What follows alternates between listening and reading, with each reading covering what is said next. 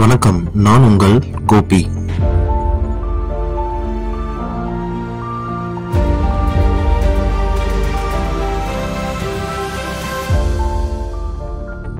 இன்றைய தகவல் நிகழ்ச்சிக்கு உங்களை அன்போடு வரவேற்கின்றேன்.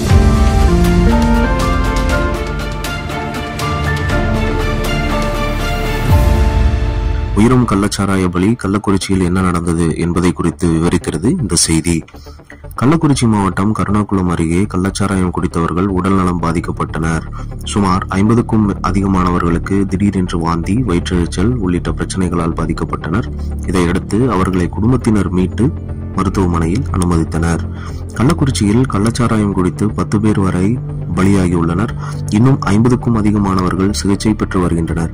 இந்த நிலையில் முதல்வர் ஸ்டாலின் வழக்கை சிபிசிஐடி விசாரணைக்கு மாற்றம் செய்து உத்தரவிட்டுள்ளார். மீண்டும் அடுத்த இன்றைய தகவல் நிகழ்ச்சியில் சந்திப்போம். உங்களிடமிருந்து விடைபெறுவது உங்கள் கோபி.